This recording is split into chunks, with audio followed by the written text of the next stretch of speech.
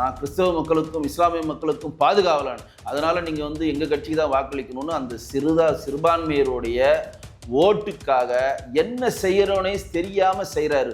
என்ன இன்னும் ரொம்ப கோபமா சொல்லணும்னா பைத்தியக்காரத்தனமா சொல்றாருன்னு சொல்லுவோம். ஏன் அப்படின்னா, திமுக காங்கிரஸ் கூட்டணி வச்சு இன்னைக்கு காங்கிரஸ் 5 சீட் தான் வென்றெடுத்தது. இவ்வளவும் முடிஞ்ச பிறகு போய் சிதம்பரம் அந்த எம்பி சீட்டுக்காக போய் விஜய் பார்த்தாருங்க. இதை விட கேவலம் எதனா இருக்கா? பதவி என்ன? அப்படி பதவி வச்சு நீங்க என்னதான் பண்ணீங்க சிவகங்கை மாவட்டத்துக்கு? நான் சொல்றேன், அவர் வந்து 2 வருஷத்துக்கு முன்னாடி எங்க அப்பா குதிரைக்குள்ள இல்லைன்ட்டு IPL மேட்ச் பார்க்குறப்ப போதை வஸ்துக்களை யூஸ் பண்ணதாக கிரெடிட் கார்டில் வச்சு தேய்ச்சி அதை பண்ணுறப்ப என் குழந்தைக்கு மாத்திரை கொடுத்தேன்னு சின்ன குழந்தை கூட நம்பாத ஒரு பொய் சொன்னார். அந்த கில்லி சரத்துக்கு நீங்கள் ஏன் இன்னி வரையும் நடவடிக்கை எடுக்கவில்லை? எதையுமே நீங்கள் செய்யாமல் ஒரு அரை பக்கம் விளம்பரம் கொடுத்துட்டீங்க. லஞ்சம் வாங்கினா நீங்கள் விஜய்க்கு ஃபோன் பண்ணுங்கள், லஞ்சம் வாங்கினா விஜய்க்கு ஃபோன் பண்ணுங்கன்னு. ஏங்க, லஞ்சம் வாங்கினா விஜய்க்கு ஃபோன் பண்ணுங்கன்னு சொன்னால் எவனா லஞ்சம் கொடுக்குறவங்க ஃபோன் பண்ணுவானா?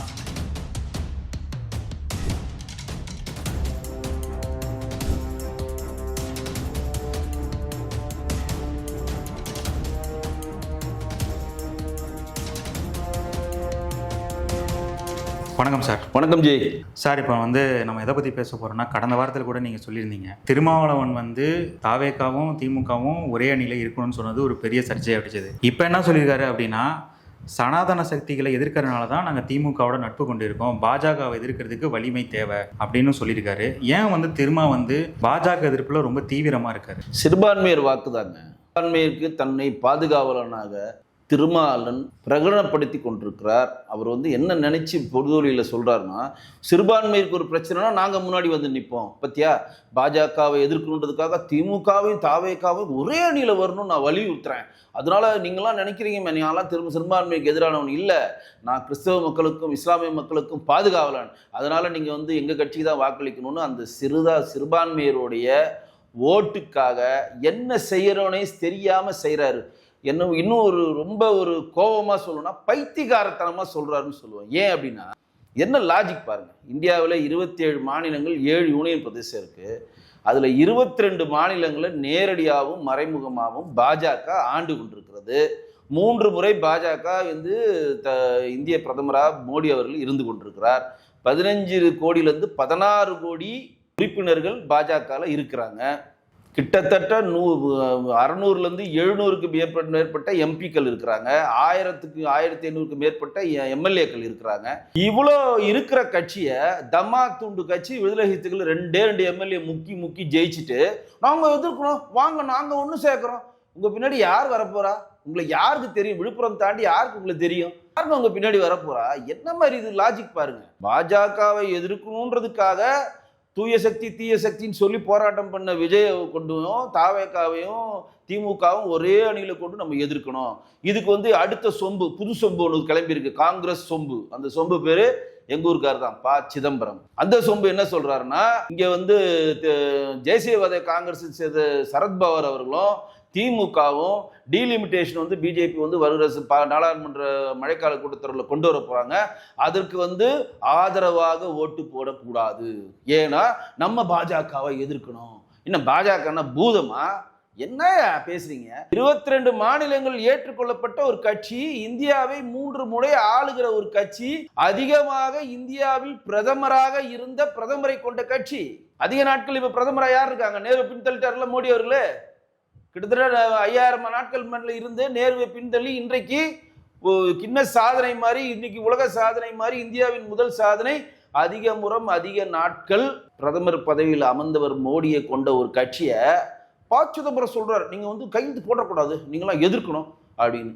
இது எதுக்கு இங்க சொல்ல வரேன்னா, இவர்கள் எல்லாம் வந்து தன்னுடைய சுயநலத்துக்காக மக்களை மடமாட்ட பார்க்குறாங்க. தன்னுடைய சுயநலம். சிதம்பரத்துக்கு என்ன சுயநலம்? பாஜக ஆட்சிக்கு வரக்கூடாது, எப்படியாவது காங்கிரஸ் ஆட்சிக்கு வந்தால் நமக்கு ஒரு மந்திரி பதவியை வாங்கி உட்காந்துடலாம், இல்லை நம்ம பிள்ளைக்கு ஒரு மந்திரி பதவியை வாங்கிட்டு உட்காந்துடலாம், நம்ம பிள்ளைக்கு வந்து தமிழ்நாடு காங்கிரஸ் காரிய கமிட்டி பதவி கேட்டு பார்த்தோம், தரல, மாணிக் தாக்கூர் கொடுத்துட்டாங்க, அதனால வந்து நம்ம இருக்கிற மாதிரி ஏதோ ஒன்று பண்ணி இன்றைக்கு இதே தாவேக்கா வரக்கூடாதுன்னு தான் திமுகவுடைய சோனியா காந்தியுடன் இணைந்து சோனியா காந்திக்கு ப்ரெஷர் பண்ணி ராகுல் காந்தி தாவேக்காவோட கூட்டணி வைக்கணும்னு சொல்றாரு. மாணிக்க தாகூர் பேச்சு கேட்டு, பிரதீப் சக்கரவர்த்தி பேச்சை கேட்டுட்டு ப. சிதம்பரம் உள்ள புகுந்து என்ன பண்றாங்க? ப. சிதம்பரம், செல்வ பெருந்தகையும் ஸ்டாலின் அவர்களுடைய தூதுவராக சோனியா காந்தியிடம் சென்று அந்த கூட்டணியை முறியடித்து என்ன பண்ணாங்க? திமுக காங்கிரஸ் கூட்டணி வச்சு இன்னைக்கு காங்கிரஸ் 5 சீட் தான் வென்றெடுத்தது. இவ்வளவும் முடிஞ்ச பிறகு போய் ப. சிதம்பரம் அந்த எம்பி சீட்டுக்காக போய் விஜயை பார்த்தாருங்க. இதை விட கேவலம் எதனா இருக்கா? என்ன பதவி? என்ன அப்படி பதவி வச்சு நீங்க என்னதான் பண்ணீங்க சிவகங்கை மாவட்டத்துக்கு? நான் சொல்றேன், நிதித்துறை அமைச்சராக இருந்தீங்க, பாதுகாப்புத்துறை அமைச்சராக இருந்தீங்க, எங்க சிவகங்கை மாவட்டத்தை உங்களை தேர்ந்தெடுத்தாங்க. அந்த மாவட்டத்திற்கு ப. சிதம்பரம் என்ன பண்ணியிருக்காரு?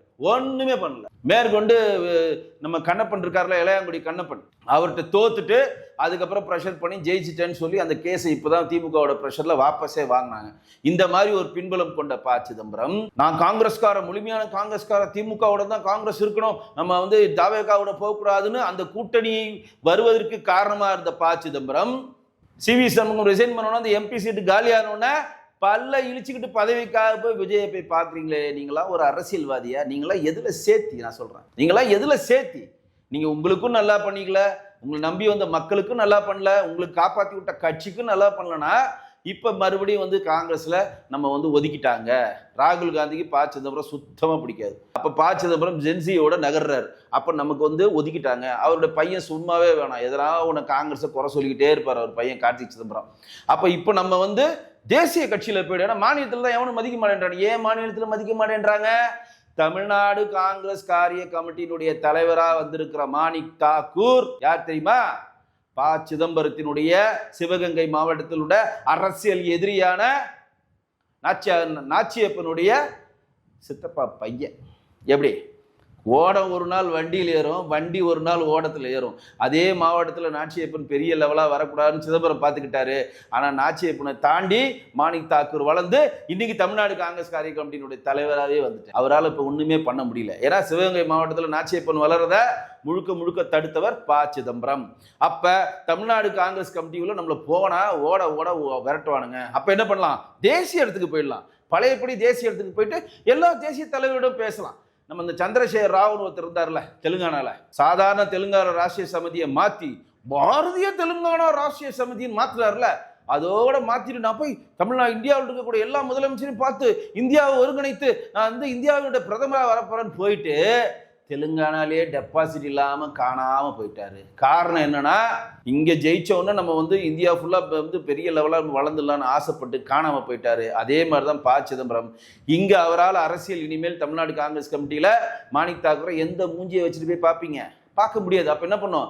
தேசிய அரசியல்ல போயிட்டு நான் போய் தேசியவாத காங்கிரஸ் சுக்லாவை பார்க்குறேன், நான் போய் திமுகவுடைய ஸ்டாலினை பார்த்து நீங்களாம் பண்ணலான்னு சொல்லி ஆரம்பிக்கிறாங்க. அப்ப ஒரு விஷயம் தெளிவா தெரிஞ்சுக்கங்க, திருமாவளவன் சிறுபான்மையின் பாதுகாவலர் மாதிரி தன்னை பிரகடனப்படுத்திக்கிறாரு.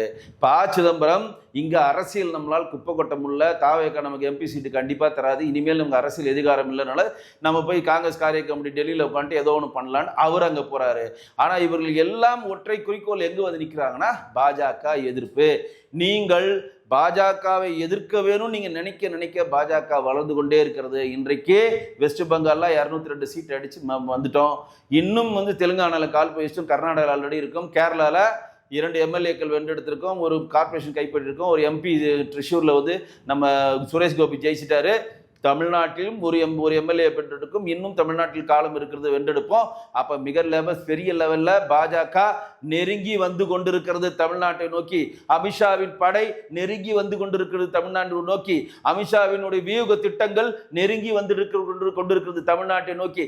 அது நெருங்கி செட்டில் ஆகி இங்க உட்காந்துருச்சுன்னா அமித்ஷாவுடைய வியூக படை இங்க இருக்க மற்ற கட்சிகள் காணாம போகும். ஓகே சார், இப்போ இவ்வளவு விஷயம் சொல்லியிருக்கீங்க.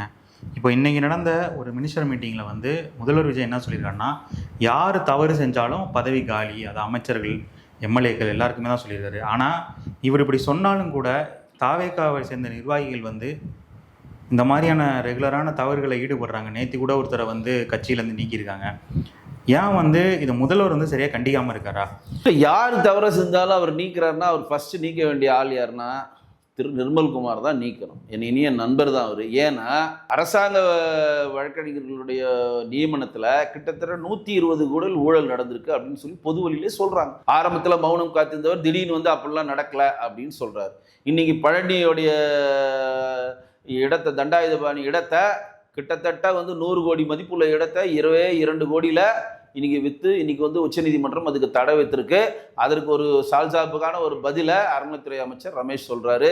கரூர்ல ஊராமூட்டு நெய்யே என் பொண்டாட்டி கையேன்னு அறநிலைத்துறைக்கு சொந்தமான இடத்த கிட்டத்தட்ட 3000 ஏக்கர் இடத்த வந்து தானமாக கொடுக்கறதுக்கான கோர்ட்டு உத்தரவு மீறி இவங்க சைன் பண்ணியிருக்காங்க. அறநிலைத்துறையுடைய அமைச்சராக ரமேஷுடைய பதில் மழுப்பலாக இருக்கிறது. என்ன மழுப்பலாக இருக்குன்னா, அதிகாரிக்கு மேலே குற்றத்தை போட்டுறாங்க. எங்களுக்கு தெரியாதுங்க அதிகாரி கையெழுத்து போட்டாங்க, எனக்கு தெரியாதுங்க அதிகாரி ரிஜிஸ்டர் பண்ணிட்டாங்க. இன்னைக்கு கோர்ட்டு உச்சநீதிமன்றம் சிபிசிஐடிக்கு மாற்றிருக்கு. அது வந்து சென்னை உயர்நீதிமன்றம் என்ன சொல்லுதுன்னா, அவர் அதுக்கு ஆப்போனண்டா அவன் அதாவது சார் பதிவாளரை கைது பண்ணக்கூடாதுன்னு அவர் ரிட்டு போட்டிருக்காரு. என்னன்னா, ஏற்கனவே தனி நீதிபதி வந்து யார் என்ன சொன்னாலும் பரவாயில்ல, இதுக்கு வந்து ரிஜிஸ்டர் பண்றதுக்கான அனுமதியை கொடுத்ததுனால தான் நான் ரிஜிஸ்டர் பண்ணேன் அப்படின்னு சொல்லி அவர் சொல்லிட்டார். அப்ப அவர் வந்து யார் வந்து அப்ஜெக்ஷன் பண்ணாலும் நீங்க ரிஜிஸ்டர் பண்ணலாம்னு சொல்றப்ப உடனே அதுக்கு ஸ்டே வாங்க வேண்டிய பொறுப்பு யாருக்கு இருக்கு? அறநிலைத்துறைக்கு இருக்கு. ஆனா அறநிலைத்துறை ஒன்று இருக்குதானே தெரியல. இவர் போய் என்ன பண்றாரு, இந்த சாம்பார் என்னைக்கு வச்சது, இந்த முறுக்கு வந்து என்னைக்கு மேனுஃபேக்சரிங் டேட்டு, இதுல நெய் ஊற்றி தான் பொங்கல் செய்றீங்களா, புளியோதரை நைட் வரைக்கும் காணாம கெட்டு போகாம இருக்குமா, இந்த ஆய்வு பண்ணுவாங்களா அறநிலைத்துறை அமைச்சராகணும். ஏற்கனவே சேகர் பாபு சொன்னார் 45,000 ஏக்கர் காணாம போயிடுச்சு அறநிலைத்துறைன்னு. இப்ப கண்ணுக்கு தெரிஞ்சே காணாம போயிட்டு இருக்கு. இவரை நீங்க ஏன் இன்னும் பதவி நீக்கம் செய்யல? சரத் கில்லி அவர் கில்லி முருகன் மாதிரி கில்லி சரத்குமார் அவர் வந்து 2 வருஷத்துக்கு முன்னாடி எங்க அப்பா குதிரைக்குள்ள இல்லைன்ட்டு ஐபிஎல் மேட்ச் பார்க்குறப்ப போதை வஸ்துக்களை யூஸ் பண்ணதாக கிரெடிட் கார்டில் வச்சு தேய்ச்சி அதை பண்ணுறப்ப என் குழந்தைக்கு மாத்திரை கொடுத்தேன்னு சின்ன குழந்தை கூட நம்பாத ஒரு பொய் சொன்னார். அந்த கில்லி சரத்துக்கு நீங்கள் ஏன் இன்னி வரையும் நடவடிக்கை எடுக்கவில்லை? ஏன் கண்டனமும் கண்டிக்கல? 3வது, மக்களுக்கு நலத்திட்ட பணிகள் செய்யுன்னு சொன்னால் விஜயோட டேட்டுவை வந்து கையில் வரைஞ்சிக்கிட்டு, அதுவும் புகைப்பிடிக்கிற மாதிரி ஒரு டேட்டுவை வரைஞ்சிக்கிட்டு, லியோ படத்தில் ஒரு டேட்டுவை வரைஞ்சிக்கிட்டு மேடையில் ஐஏஎஸ் அதிகாரியே இங்கே கண்டனம் தெரிவிக்கிறீங்க. யாரு? ஜெகதீஸ்வரிக்கும், விருதுநகர் மாவட்டத்தை சேர்ந்த ராஜபாளையத்தை சேர்ந்த எம்எல்ஏ ஜெகதீஸ்வரிக்கும், விருதுநகர் மாவட்டத்தினுடைய எம்எல்ஏ இருக்கக்கூடிய கீர்த்தனா தொழில்துறை அமைச்சருக்கும் 2 பேர் நடக்க பனிப்போர். யார் முன்னாடி நடக்குது? என் பேரை முன்னாடி ஏன் போடல, ஏன் அவங்க பேரை முன்னாடி போட்டீங்க, இது ஏன் மாவட்டத்தில் நடக்குது? மக்களுக்கு நலத்திட்ட பணி செய்யணும்னு தேர்ந்தெடுத்தா ஏன் பேர் முன்னாடி போடலன்னு சொல்லி ஒரு ஐஏஎஸ் அதிகாரியை கண்டிக்கிற அந்த ஜெகதீஸ்வரிக்கு மேல் ஏன் இவங்க நடவடிக்கை எடுக்கல? பத்திரப்பதிவு அமைச்சர் தனபால், முன்னாள் சபாநாயகருடைய பையனார் தனபாலுடைய மகன் லோகேஷ், அவர் தான் இன்னைக்கு பத்திரப்பதிவுத்துறை அமைச்சர். 2 பழனியில் நடந்த இன்சிடென்ட்டுக்கும் கரூர் நடந்த இன்சிடென்ட்டுக்கும் பத்திரத்துறை அமைச்சரும் ஒரு ரெஸ்பான்சிபிலிட்டி. அவர் மேலே ஏன் நீங்க நடவடிக்கை எடுக்கல? சட்ட ஒழுங்கு சொல்லவே வேணாம். சிங்கப்படையை வந்து பாதுகாக்க இல்லை, சிங்கப்படை வந்து எங்களை வந்து என்னன்னு கூட விசாரிக்கலன்னு சொல்லி பொது வழியில் ஒரு பெண்மணி வீடியோ போடுறாங்க. இது சிஎம் கிட்ட போய் சேர்க்க முடியலன்றப்ப விஜய் ஆண்டனி அந்த வீடியோ எடுத்து பொது வழியில வெளியிடுறாரு. அந்த சிங்கப்படையை தன் கட்டுக்குள் வைத்திருக்கிற மாண்புமிகு முதலமைச்சர் போலீஸ் மந்திரி திரு விஜய் சார் மேலே விஜய் ஏன் நடவடிக்கை எடுக்கல? இதெல்லாம் இருக்குல்ல. இப்போ நான் சொன்னதெல்லாம் துளிகள். இன்னைக்கு தமிழ்நாட்டில் லஞ்சம் வாங்கக்கூடாதுன்னு சொல்லிட்டு இப்போ வாங்கின ஒருத்தரை, ஊராட்சி மன்ற தலைவராக இருக்கக்கூடிய செங்கல்பட்டில் சேர்ந்த ஒருத்தரை இன்றைக்கு கட்சி அடிப்படை உறுப்பினர்கள் நீக்கிறோம், அவரை நாங்கள் அரெஸ்ட் பண்ணுறோம். ஏன் அவரை அரெஸ்ட் பண்ணுறீங்க? ஏன் அவரை கட்சி அடிப்படை உறுப்பினர் பண்ணி நீக்கிறீங்க? கேள்வி எழுதா? இப்போ நான் லிஸ்ட் கொடுத்தவங்க எல்லாம் நீங்கள் அரெஸ்ட் பண்ண மாட்டீங்க, கட்சியை விட்டு நீக்க மாட்டீங்க. இவரை மட்டும் ஏன் அரெஸ்ட் பண்ணுறீங்கன்னா அவர் விஜயோட ரசிகர் இல்லை. திமுகவில் ஊராட்சி மன்ற தலைவராக தேர்ந்தெடுக்கப்பட்டவர். விஜயோட கிரேஸை பார்த்து விஜய் தான் இனிமேல் வந்து அரசியல் சொல்லிட்டு டபுகடின்னு பல்ட்டி அடிச்ச பல்ட்டி குமார் பல்ட்டி அடிச்சு அரசியலில் வந்து லஞ்சம் வாங்கிச்சுன்னு சொன்னோன்னா உடனே நாங்கள் அவரை தூக்கிட்டோம், அவர் அடிப்படை உறுப்பினர் தூக்கிட்டோம், அவருக்கு நாங்கள் வந்து அரெஸ்ட் பண்ணிட்டோம் அப்படின்றதுலாம் கிடையாது. நான் சொல்றது, துறை ரீதியாக நீங்க நடவடிக்கை எடுக்கணும்னா அவங்கள வந்து அமைச்சர் பதவியிலேருந்து தூக்கணும்னு சொல்ல, அதிகபட்சம் அவர்கள் இந்த மாதிரி விஷயங்களை செஞ்சிருக்காங்களேன்னு கூப்பிட்டு கண்டிக்கனாச்சும் நீங்க செய்யணும்ல. எதையுமே நீங்க செய்யாம ஒரு அரை பக்கம் விளம்பரம் கொடுத்துட்டீங்க. லஞ்சம் வாங்கினா விஜய்க்கு ஃபோன் பண்ணுங்க, லஞ்சம் வாங்கினா விஜய்க்கு ஃபோன் பண்ணுங்கன்னு. ஏங்க, லஞ்சம் வாங்கினா விஜய்க்கு ஃபோன் பண்ணுங்கன்னு சொன்னா எவனா லஞ்சம் கொடுக்குறவங்க ஃபோன் பண்ணுவானா? லஞ்சம் எது கொடுக்குறான்? முதல்ல அரசு அதிகாரிகளுக்கு 10 நாள் நடக்க வேண்டிய வேலையை ஒரே நாள் நடக்கணும். இதுதான் லஞ்சம் கொடுக்கப்படுகிறது. நல்லா கேட்டுங்க, லஞ்சம் எதுக்கு கொடுக்கப்படுகிறது? ஒரு அரசு அதிகாரி இடத்துக்கு நீங்கள் ஒரு இடத்துக்கு போய் ஒரு விஷயம் பண்ணணும்னு சொல்லி போறீங்க, வேலை நடக்கணும். உங்கள் வேலை என்ன நடக்கணும்? உடனடியாக நடக்கணும்.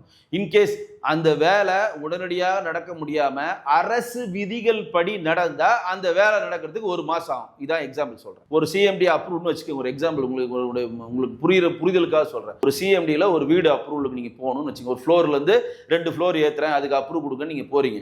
அது சிஎம்டி உடைய ரூல் படி ப்ராசஸ் பண்ணணும்னா எல்லா பேப்பர்ஸும் வாங்கி வந்து அளவிட்டு 4 பக்கம் இடம் விட்டுருக்காங்களா லொட்டுலோசுக்கு இது எல்லாம் கேட்டு ப்ராசஸ் பண்ணி உங்க கையில அந்த பிளான் அப்ரூவ் வரதுக்கு 1 மாசம் ஆகும் அப்படின்னு வச்சிருந்தா நம்மால் என்ன பண்ணுவான், தலைவரே எனக்கு இன்னைக்கே வேணும். ஏன்னா அவன் அமெரிக்கால இருந்து வந்திருப்பான், இங்க வேற வேலையில பண்ணிருப்பான், லாசாப்பேல இருப்பான், அவனுக்கு வேலைக்கு போக வேண்டிய கட்டாயம் இருக்கும், லீவ் இருக்காது. அப்ப என்ன பண்ணுவான், 1 மாசத்துல வெயிட் பண்ண முடியாதுல, இன்னைக்கே ஆகணும் சார். 1 மாசம் வரையும் நடக்கணும்னா 50,000 தான், இன்னைக்கே நடக்கணும்னா 5 லட்சம். என்ன சொல்றீங்க, இந்தாங்க 5 லட்சத்தை புடி. ஏன்னா அவனுக்கு வேலை அன்னைக்கே நடக்குது. அவனுக்கு 1 மாசம் வெயிட் பண்ணா டெய்லி வரதுக்கு ப்ராசஸ், வண்டி செலவு, அலைச்சல், லாசாப்பே, லொசுக்கு டைம் விரயம் இதெல்லாம் வேணான்னு சொல்லி அவன் பண்றான். அப்ப நீங்க சிஸ்டத்தை எங்க சரி பண்ணணும், அந்த 1 மாசம் நடக்க வேண்டியதை ஒரே நாள்ல நடக்கிற சிஸ்டத்தை சரி பண்ண லஞ்சத்துக்கு ஏன் வரான்? முதல்ல லஞ்சத்துக்கு எதுக்கு அரசு அதிகாரிகிட்ட நான் போனோம்? எல்லாமே ஆன்லைன் பண்ணு, எல்லாத்தையும் ஆன்லைன் பண்ணு. எதுக்கு நான் போய் கவர்மெண்ட் ஆஃபீஸில் நிற்கணும்? ஒரு வியூஎஸ் சர்டிஃபிகேட் ஏன் நிற்கணும்? ஒரு தாசில்தார்ட்ட போய் எதுக்கு ஜாதி சர்டிஃபிகேட் நிற்கணும்? ஒரு டேட்டா பர்த் சர்டிஃபிகேட் ஏன் ஒரு தாசில்தார்ட்ட போய் நிற்கணும்? டெத் சர்டிஃபிகேட் ஏன் நான் நிற்கணும்? எல்லாத்தையும் டிஜிட்டல் பண்ணு, வந்தோன்னா உடனே பண்ணுங்க. அதை பண்ணிட்டா லஞ்சத்துக்கு வேலையே இல்லைங்க. ஆன்லைனில் நேம் ட்ரான்ஸ்ஃபர் ஆன்லைனில் பண்ணு, பட்டா ட்ரான்ஸ்ஃபர் ஆன்லைனில் பண்ணு. அதிகாரிகளை சந்திக்க வேண்டிய கட்டாயம் என்ன? அப்போ நீங்கள் சிஸ்டத்தை சேஞ்ச் பண்ணாமல் லஞ்சம் வாங்குறாங்கன்னு புது கதை சொன்னீங்கன்னா அது இங்கே சின்ன குழந்தை கூட நம்பாது. ஏன்னா லஞ்சம் அதிகாரி வாங்குறாங்கிறது உண்மை. ஆனா அந்த லஞ்சம் ஏன் கொடுக்க மக்கள் முன் வராங்கன்னா அவருடைய வேலை ஆகணும்னு கொடுக்குறாங்க. இதை தயவு செய்து புரிஞ்சுக்கணும். பல்வேறு கருத்துக்கள் எங்களோட பகிர்ந்தமைக்கு மிக்க நன்றி. நன்றி.